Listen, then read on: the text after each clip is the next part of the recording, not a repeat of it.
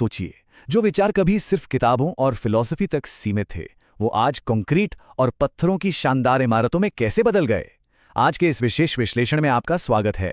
आज हम एक बेहद दिलचस्प ऐतिहासिक सफर पर चलेंगे, जहां हम देखेंगे कि कैसे अमेरिका में हिंदू दर्शन शुरुआती अमूर्त विचारों और बौद्धिक जिज्ञासा से निकलकर आज के विशाल और जीवंत कम्युनिटी संस्थानों तक जा पहुंचा।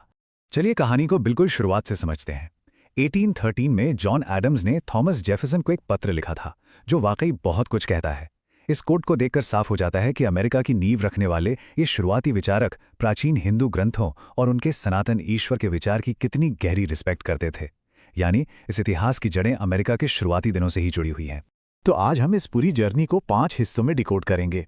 सबसे पहले शुरुआती बौद्धिक जिज्ञासा, फिर योग का मेनस्ट्रीम होना, उसके बाद 1965 का वो बड़ा डेमोग्राफिक शिफ्ट, पारंपरिक वास्तुकला का उदय और आखिर में कम्युनिटी हब के रूप में आज के मंदिर। आइए पहले चरण से शुरू करते हैं, प्रारंभिक जिज्ञासा, जहां पूरा फोकस अमूर्त दर्शन और ग्रंथों पर था। अब जरा इस कॉन्ट्रास्ट को देखिए, क्योंकि यही हमारे पूरे विश्लेषण का मूल आधार है। 19वीं सदी में अमेरिका में हिंदू धर्म का मतलब था अकेले बैठकर किताबें पढ़ना और गहरी फिलॉसफी पर चर्चा करना। लेकिन आज 21वीं सदी में ये एक विशाल फिजिकल प्रेजेंस में बदल चुका है, जहां कई पीढ़ियां एक साथ सक्रिय रूप से भाग लेती हैं। किताबों से लेकर इन जीते जागते कम्युनिटी सेंटर्स तक का ये बदलाव अपने आप में अभूतपूर्व है। 1800 के दशक में ये बौद्धिक रुझान कैसे इवॉल्व हुआ, ये देखिए।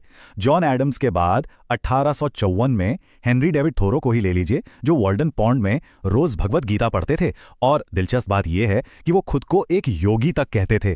फिर आता है 1893 का वो ऐतिहासिक पल, स्वामी विवेकानंद का शिकागो विश्व धर्म संसद में वो आइकॉनिक भाषण।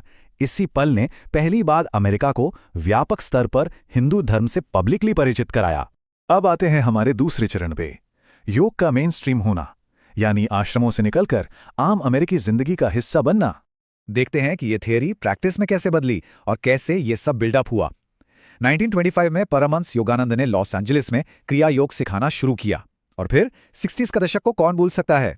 द बीटल्स ने हरे कृष्णा मंत्र को पूरी दुनिया में पॉपुलर कर दिया। इसके बाद 1966 में BKS अयंगर की शानदार किताब लाइट ऑन योगा आई, और 70s के दशक तक महर्षि महेश योगी का ट्रांसेंडेंटल मेडिटेशन अमेरिका में छा गया। इन सब ने अमेरिकन कल्चर को बहुत गहराई से छुआ। और इन सब का इंपैक्ट कितना बड़ा था, जरा इस नंबर पर गौर कीजिए, 36.7 मिलियन। 2016 तक इतने अमेरिकी योग प्रैक्टिस कर रहे थे। ये सिर्फ एक नंबर नहीं है, ये दिखाता है कि ये लाइफस्टाइल और फिलॉसफी अमेरिका के डेली रूटीन और हेल्थ का कितना अहम हिस्सा बन चुकी है। चलिए आगे बढ़ते हैं तीसरे चरण पर, 1965 का बदलाव और आबादी में परिवर्तन। यहां से कहानी विचारों के प्रसार से मुड़कर उन लोगों के आने की तरफ जाती है जो इन परंपराओं को जीते थे। 1965 ये वो साल था जिसने सच में सब कुछ बदल कर रख दिया।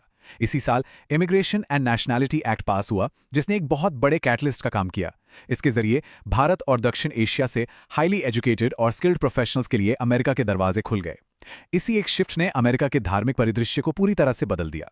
अब इस डेटा में जो सबसे इंटरेस्टिंग बात है वो ये कि कैसे कुछ राज्यों में आबादी तेजी से बढ़ी।